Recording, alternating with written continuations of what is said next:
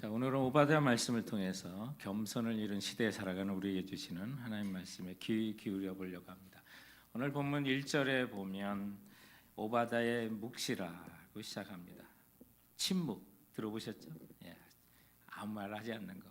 그래서 잠잠히 보여주신다라는 그런 뜻을 갖고 있습니다. 하나님께서 선지자들에게 어떤 비밀을 보여주실 때 바로 펼쳐주시는 그 그림, 바로 묵시라고 볼 수가 있겠습니다.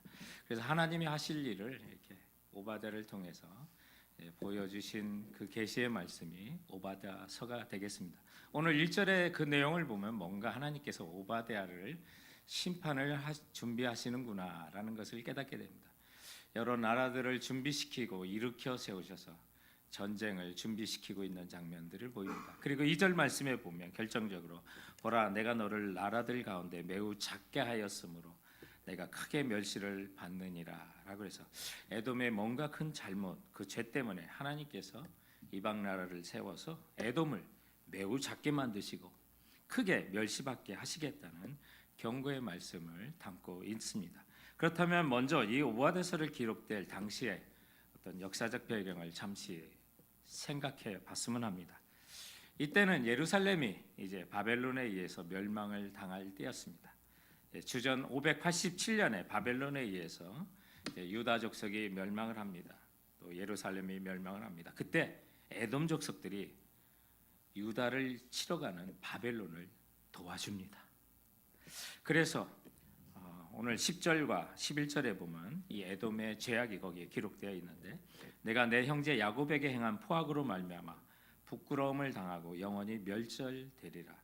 내가 멀리 섰던 날 이방인이 그의 재물을 빼앗아 가며 외국인이 그의 성문에 들어가서 예루살렘을 얻기 위하여 제비 뽑던 날에 너도 그들 중 한 사람 같았느니라 라고 합니다. 아니 나라가 다르면 당연히 할 수 있는 거 아니겠습니까? 에돔 족속의 행동을 보면 또 전시다 보니까 그렇게 약탈할 수도 있고 또 뺏은 거 이방 나라도 하는데 에돔도 같이 뺏으면 안 됩니까? 이렇게 생각할 수도 있을 것입니다. 그런데 에돔은 바로 에서의 후손입니다. 유다는 야곱의 후손이죠.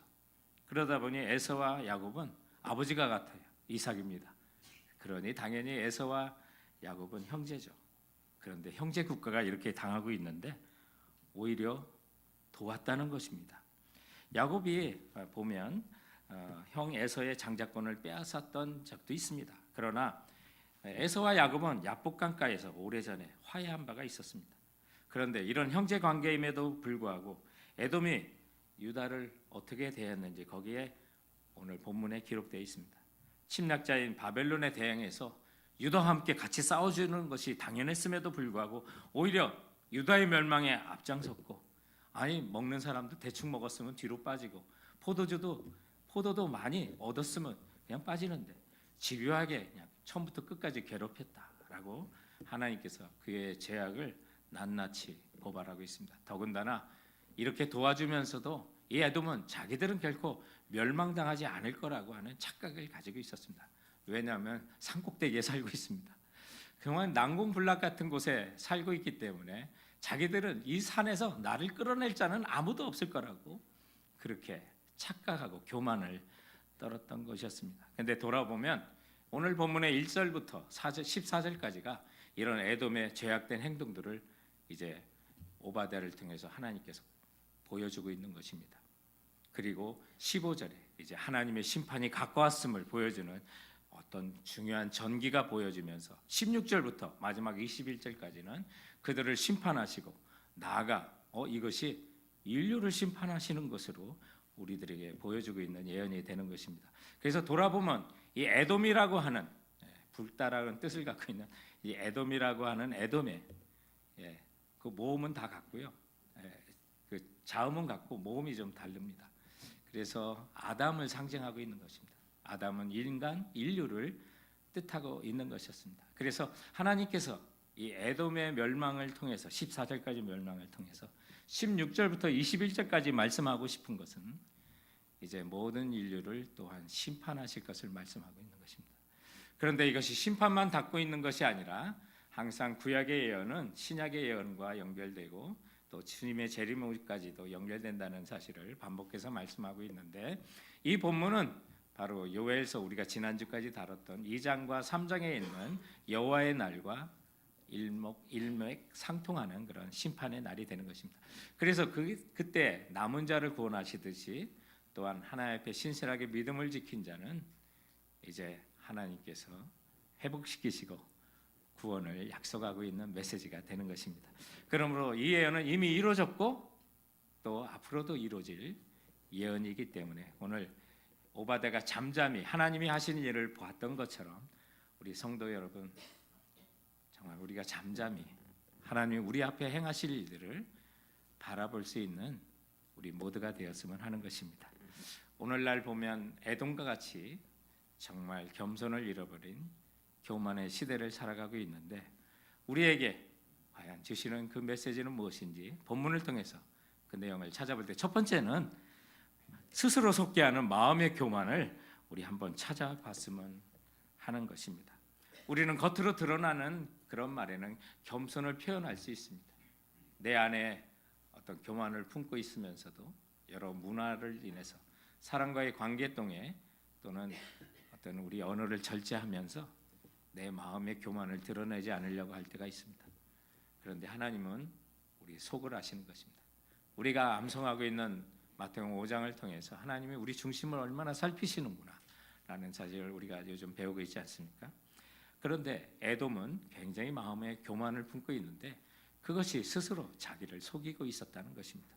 그래서 오늘 본문 3절 이하에 보면 너희 마음의 교만이 너를 속였도다. 바위 틈에 거주하며 높은 곳에 사는 자여, 내 마음에 이르기를 누가 능히 나를 땅에 끌어내리겠느냐 하니 라고 주님은 책망하십니다. 하나님께서 지금 에돔에게 경고하는 겁니다. 너 지금 스스로 속고 있는 거야. 누가 너를 산에서 끌어내리겠느냐 하는데 나는 너를 끌어내릴 수 있어 라고 하나님께서 경고하고 계시는 것입니다. 우리가 이 본문을 좀 지형적으로도 알 필요가 있을 것 같습니다. 이 에돔 족속에 사는 것은 사해 남동쪽에 있는 아주 바위가 많은 산악지대에 살고 있습니다. 그래서 그들은 자연적으로 만들어진 동굴과 또 인공적으로 그 바위들을 파가지고 아주 화강암처럼 아주 견고한 그런 바위는 아니고요, 징으로 찍으면 이렇게 파지는 그런 바위산입니다. 거기에 이제 살고 있고, 지금 여러분이 보는 거는 인디아나 존스에 나오는 페트라, 국제적인 아주 유적지를 여기 보고 있는데, 저기를 가는데도 1-20m 정도밖에 안 되는 계곡을 정말 수없이 오랫동안 걸어가야 바로 저런 곳을 만나게 되는데, 저희가 입구입니다. 저 도시는 이제 그 뒤로 펼쳐지는 바위에 있는 수많은 공공 건물과 개인 주택들이 바위에 있어서 저기를 공격하러 간다? 뭐 10만 명이 간다? 그래도 10m 사이로 지나가야 합니다.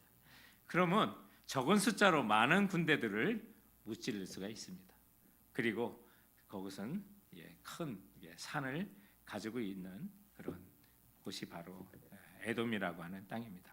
그러다 보니까 교만합니다. 우리를 누가 이기겠어라고 실제적으로 이곳을 쳐들어온 나라가 그다지 많지가 않습니다. 이런 가운데 자기들은 이 산에서 끌어낼 자가 없다고 하죠. 그리고 우리가 야곱과 에서를 통해서 알 수 있는 것처럼 누가 액티브하고 호전적입니까? 바로 에서입니다.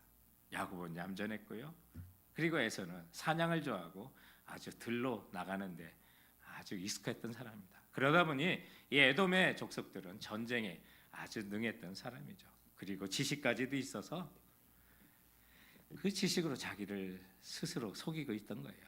그래서 바벨론이 유다를 칠 때 처세술을 가지고 그 나라를, 유다를 치는 일에 도왔던 것이었죠. 그러나 하나님께서는 그런 모습을 보시고 멸망을 앞에 준비하고 있는데 자기들은 멸망당할 것 같지 않다라고 하는 스스로 교만 속에 속고 있었다는 것입니다. 성도 여러분, 이 성전 3절에 나오는 교만이라는 말은 이 물이 끓는다, 보일링 뭐 이런 뜻을 갖고 있는 단어입니다. 그래서 물과 음식을 끓고 있는 것처럼 자기 자신을 과대평가하고 거만이 마치 물을 끓는 것처럼 밖으로 이렇게 흘러 넘치는 상태를 말하는데, 에돔의 모습이 지금 그와 같다는 것이죠. 중세의 위대한 철학자인 토마스 아퀴나스라고 하는 그 신학자는요, 저희 교회 앞길의 이름이 바로 그분의 이름을 딴 겁니다. 샌 토마스 아퀴나스. 토마스 아퀴나스 영어 이름이고요. 라틴어는 토마스 아퀴노입니다. 바로 그분은 이런 유명한 말을 했습니다. 교만은 모든 죄악의 어머니라고요. 모든 죄의 뿌리는 교만에 있다는 것입니다. 우리 안에 바로 그 교만이 끓듯이 일어날 수가 있다는 것이요. 누가 한 사람이라도 여러분 잘하는 거 한두 가지 있지 않습니까? 그거 사람들이 알아줬으면 하는 마음이 우리 모두에게 있죠. 군뱅이도 기는 재주가 있다고 하지 않습니까? 모든 사람에게 그렇게 자랑할 만한 한두 가지가 있다는 것이죠. 그것 때문에 내가 사람들에게 인정받고 싶어하고 또 물이 끓는 것처럼 또 과장해서 그것을 보여주고 싶은 것들이 사람마다 있는 거죠. 나라도 마찬가지였다는 겁니다. 에돔이 바로 그렇다는 거죠. 오늘날 보면 우리가 스스로 하나님께 의지하고 나아가 나의 앞과 나의 갈 길을 묻기보다는 요즘은요, 우리가 살아가는 이 시대에 성도들 사이에서 이런 얘기합니다. 그거 AI가 다 가르쳐줘. 재민이한테 물어봐. 똑똑해. 다 가르쳐줘. 옛날 같으면 정말 갈 길을 알지 못하니 주여 알려주세요. 기도하고 알려달라고 하고 주님께 간구하고 갈 길을 알지 못하니 주여 빛이 되셔서 내 길을 인도하여 주옵소서. 여러분, 하나님의 사람들이 이런 기도하면서 살았습니다. 근데 이제 우리는 하나님께 안 물어봐도 AI가 다 알려줘. 이런 시대에 살고 있습니다. 정말로 위험한 시대에 살고 있는 거죠. 그러나 이런 인공지능이 영적인 길을 압니까? 생명의 길을 압니까? 전혀 그렇지 않습니다. 하나님의 계획하시고 세상을 멸망할 계획을 AI나 인공지능은 알 수가 없는 것입니다. 오직 역사를 주관하시는 분은 하나님밖에 없는 거죠. 그러므로 내 안에 어떤 교만을 숨겨놓고 있는지, 나는 그 교만 때문에 스스로 속고 있다는 사실을 오늘 말씀 앞에 우리 자신을 정직하게 살펴봤으면 하는 것입니다. 1912년에 영국의 거대한 함대가 만들어졌죠. 선체 길이만 해도 259m. 그 당시로는 상상할 수 없는 큰 여객선이었습니다. 무게만 46,300톤의 거대한 초호화 여객선이었고요. 그 여객선의 이름도 그리스의 신화에 나오는 아주 거대한 규모를 가진 신들의 종족이었던 타이탄이라고 하는 이름을 따서 타이탄이라고 지었습니다. 사람들은 그 배를 가르쳐서 하나님도 침몰시킬 수 없는 배라고 자랑했고요. 이 배가 처음 출항할 때 온 세상이 떠들썩했습니다. 영국의 사우샘프턴이라는 항구에서 미국의 뉴욕까지 항하는 그 첫 항해를 할 때 모든 것에 최고의 기록을 갖고 있었습니다. 가장 큰 여객선, 그리고 가장 호화로운 여객선이었고요. 그리고 그 첫 항해에서 한 가지 더 그 배는 최고가 되고 싶었습니다. 그건 속도였습니다. 그 어떤 여객선도 가보지 못한 속도로 빨리 영국에서 미국까지 가는 기록을 세우고 싶었던 거죠. 그래서 타이타닉은 전 속력으로 대서양을 질주했던 것입니다.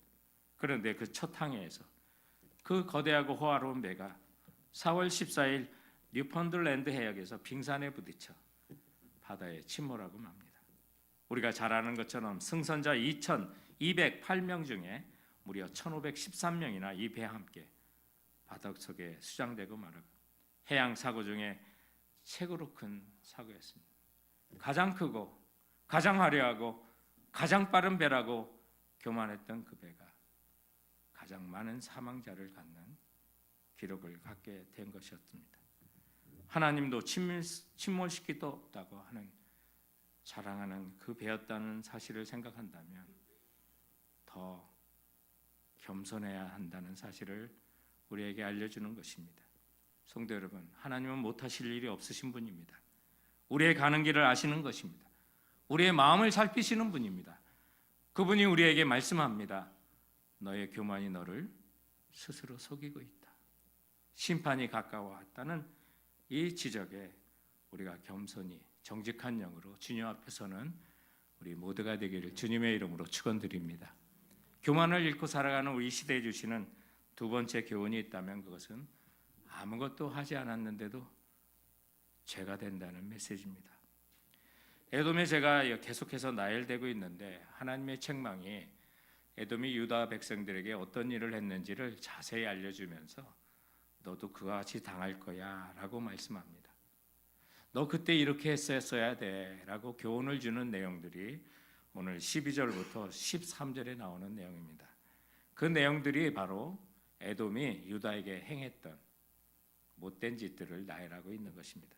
12절부터 보시면 내가 형제의 날 곧 그 재앙의 날에 방관할 것이 아니며 유다 자손이 패망하는 날에 기뻐할 것이 아니며 그 고난의 날에 내가 입을 크게 벌릴 것이 아니며 내 백성이 환난을 당하는 날에 내가 그 성문에 들어가지 않을 것이며 환난을 당하는 날에 내가 그 고난을 방관하지 않을 것이며 환난을 당하는 날에 내가 그 재물에 손을 대지 않을 것이며 내 거리에 서서 그 도망하는 자를 막지 않을 것이며 고난의 날에 그 남은 자를 원수에 넘기지 않을 것이니라. 하나님의 심판이 있는 것을 너희들이 알았다면 그리고 그 고통을 정말 맛보지 않기 원한다면 너 그때 이렇게 했어야 돼 하는 거죠. 재앙의 날에 방관하지 말았어야 되고 그들이 고난을 당할 때 입을 벌리지 말고 입을 닫고 함께 싸워줬어야 되고 그토록 고난당하는 그 백성들 그 형제 국가의 어려움에 정말 방관만 하고 있었어. 그리고 재물을 바벨론이 또 뺏어가고 탈취하니까 너도 달려들어서 뺏었는데 너 그래서는 안 되는 거야. 그나마 도망치는 몇 명의 백성들이 있었는데 길 사거리에서 그 동족이었던 그 유다 족속을 붙잡아다가 바벨론에 다시 바치면서 내가 잡아왔어요 라고 너희들 그렇게 했는데 그렇게 해서는 안 되는 거였어 라고 하나님께서 하나하나 어쩌면 모든 것을 보고 계셨구나 라는 사실을 깨닫게 하는 말씀을 하시는 것입니다. 여러분 우리가 잘 아는 것처럼 그 두 나라는 형제의 나라였습니다. 돌아보면 이게 아무것도 안 했는데 죄가 되나? 오늘날 우리들이 정말 죄에서 빠져나가고 스스로 우리를 변명할 때 가장 하는 말이 자주 하는 말이 이겁니다. 나는 아무것도 안 했어요. 나는 아무 말도 안 했어요. 그런데 하나님이 우리에게 말합니다. 너 그때 말을 했어야 돼. 그거 잘못됐다고 말했어야 돼. 성도는 그렇게 살면 안 된다고 말했어야 돼. 남이 고통당할 때, 어려움 당할 때, 경제적으로 힘들어할 때 나는 아무것도 안 했어요 라고 하는데 그거 너 죄야 라고 말하는 거예요. 성도 여러분, 이 세상의 가치관대로 살면 이것이 죄가 될 수 있단 말입니까? 아무것도 안 했는데요. 그런데 우리는 보는 것으로 사는 것이 아니라 믿음으로 사는 하나님 백성 아니겠습니까? 세상의 법에 적용되는 삶도 살지만 우리는 그거보다 더 크신 영원하신 하나님의 말씀으로 사는 하나님의 백성입니다. 그 사실을 놓고 본다면 주님이 너 어려움 당하는 이웃이 옆에 있는데 그냥 지나쳐? 그거 죄야 라고 주님 말씀하시는 거예요. 그때 너 도왔어야 돼. 그때 너 지갑 열었어야 돼. 그때 함께 가졌어야 돼. 오늘 주님이 우리에게 말씀하시는 겁니다.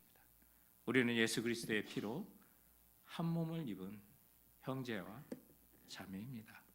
사실 어찌 보면 우리가 만나지 않았던 멀리 있는 아프리카나 어려운 데 굶주리고 있는 아이들에게 마음이 감동돼서 구제헌금도 보내고 또 먹이기 위해서 어떤 일을 할 수가 있습니다.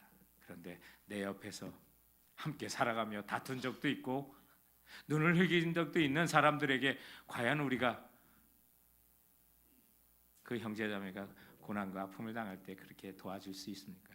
예, 도와줘야 한다는 거예요. 우리가 그때 침묵하고 있다면 우리는 그와 같이 또 당할 거야. 주님은 경고를 하고 있는 것입니다. 나는 아무것도 안 했어. 세상에는 죄가 되지 않지만 진리 앞에 사는 우리에게는 죄라는 사실을 여러분 기억하시기 바랍니다. 하나님은 오늘도 말씀을 통해서 또한 이웃을 통해서 주께서 우리에게 사명을 보게 하십니다. 그리고 듣게 하십니다. 거룩한 부담을 주십니다. 그 부르심을 방관하지 마시고 내 옆에 주변에 지나가고 있는 형제 자매들의 그 모습 속에 하나님이 내게 주시는 그 사명을 발견할 수 있는 겸손한 마음을 가진 성도들이 되시길 주님의 이름으로 축원드립니다. 오늘 말씀 속에 겸손을 잃어가는 시대에 사는 우리에게 주시는 하나님 말씀 세 번째 교훈은 최후 승리 얻을 때까지 우리 주님의 사랑 안에 거하시기 바랍니다.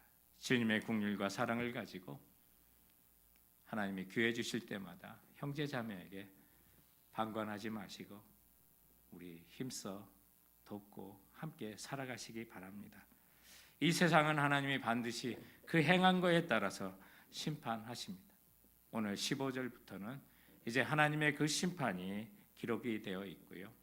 이처럼 악한 일을 행한 에돔을 하나님이 어떻게 심판하시는지 오늘 8절과 9절에는 그 말씀을 다음과 같이 말합니다.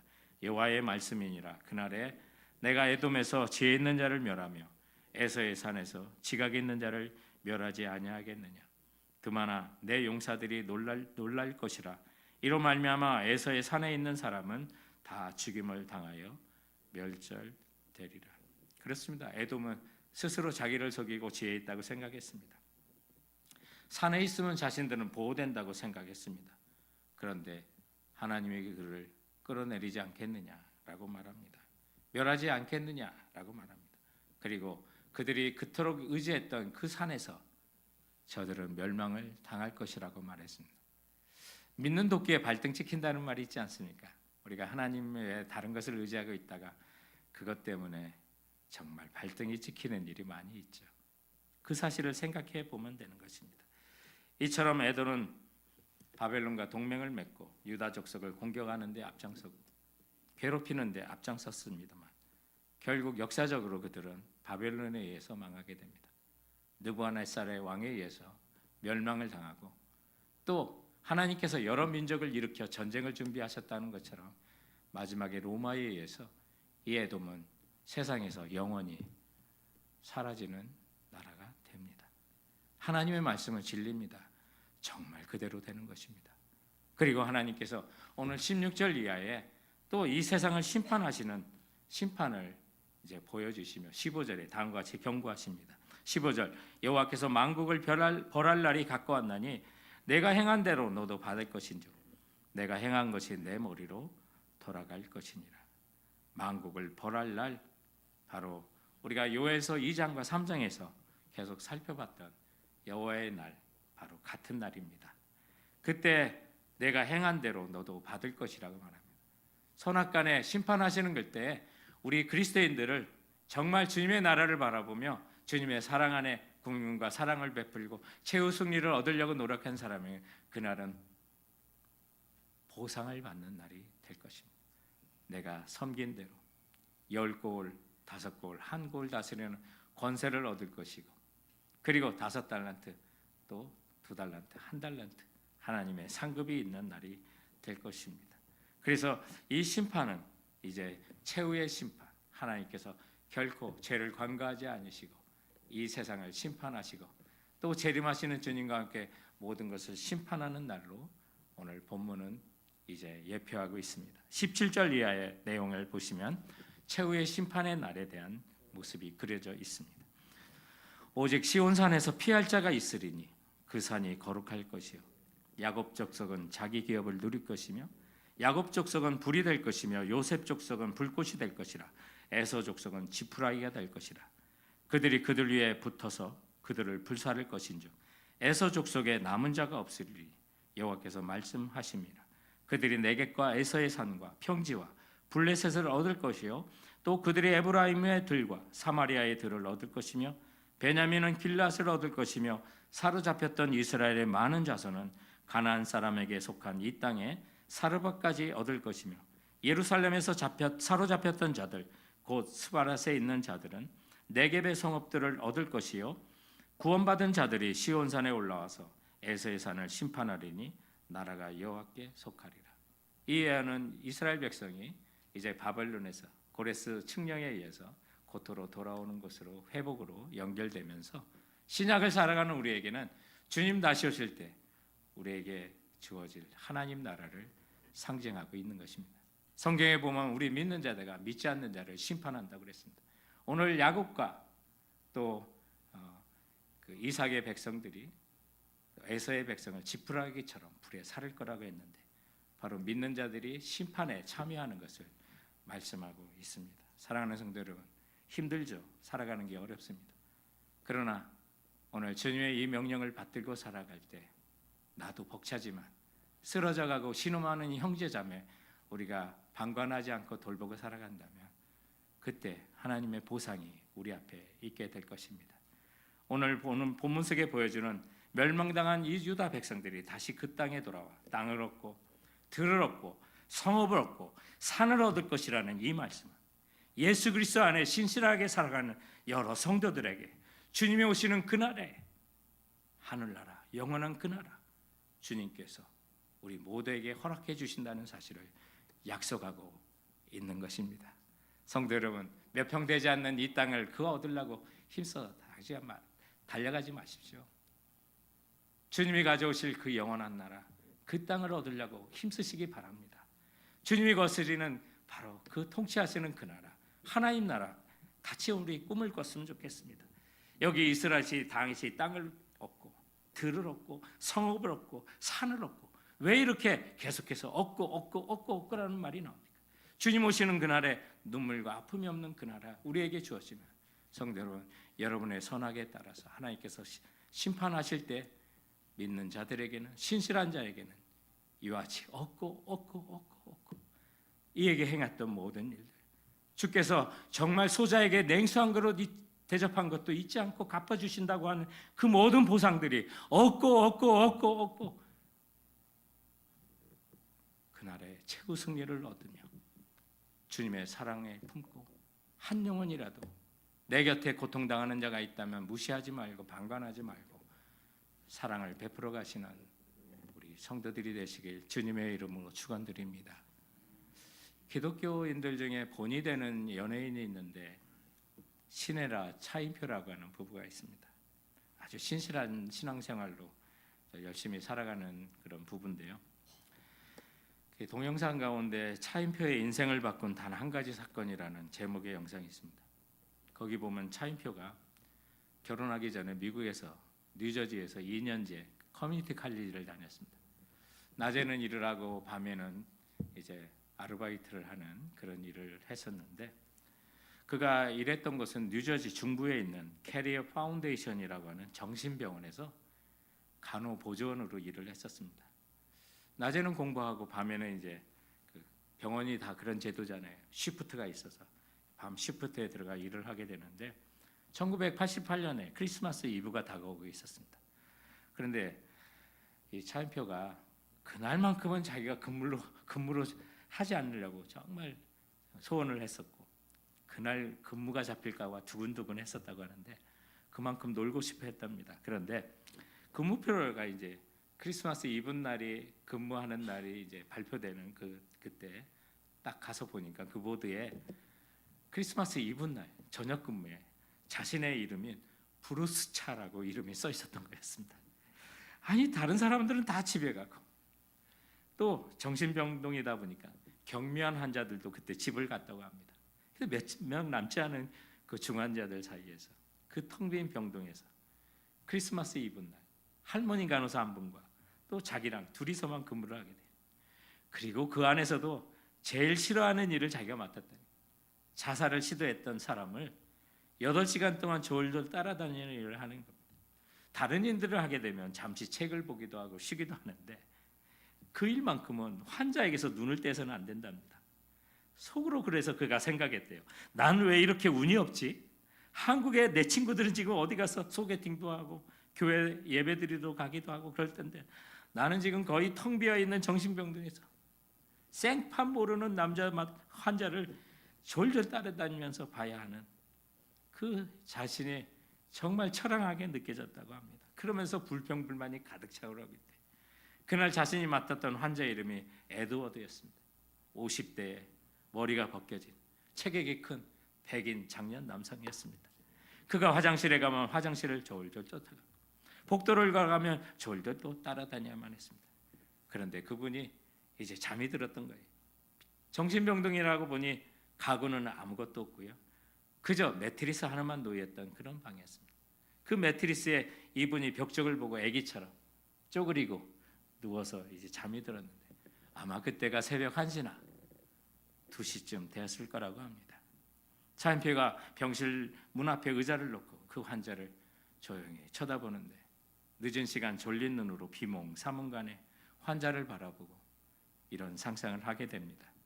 1988년 지금 예수님이 이 땅에 오신다면 어디로 왔을까? 세상에서 가장 낮고 가난한 자들을 위해, 고통받는 자들을 위해 주님 오셨다고 했는데 어디로 왔을까 생각하다가 내 눈앞에 에드워드가 딱 보이는데 자기 목숨 하나 지킬 수 없는 바로 저 사람을 위해서 오셨겠구나라는 생각이 딱 들며 갑자기 누군가 내 뒤에서 나를 꼭 껴안는 것 같은 푸근한 느낌이 들더군요. 내가 크리스마스를 여태까지 58번을 지나왔는데요. 다른 크리스마스는 다 잊어버렸거든요. 누구랑 있었는지 뭘 했는지 하나도 기억이 안 나는데 유독 그 크리스마스 이브만은 제게 의미 있는 크리스마스였어요. 그리고 그 경험이 살면서 순간순간 어떤 고비를 지날 때마다 한 번씩 생각나기도 하고 삶의 흔적이 되어 내가 어떤 삶의 선택을 할 때 기준을 정해야 될 때 바로 그 사건이 기억이 나는 겁니다. 성도 여러분, 맞습니다. 나 혼자 생존하기도 힘든 세상에 삽니다. 겨우 생존하면서 내가 누구에게 신경 써 방관할 수도 있는 삶을 우리는 수없이 지나왔을 것입니다. 그러나 그리스도인들은 그렇게 살아서는 안 된다고 말합니다. 주님께서 여러분과 함께 하실 것입니다.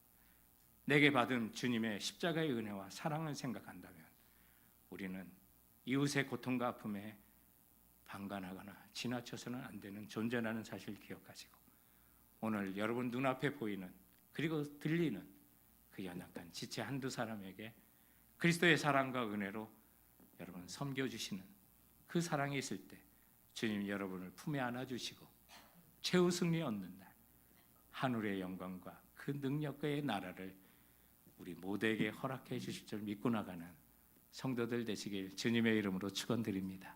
조용히 눈을 감고 한번 주님께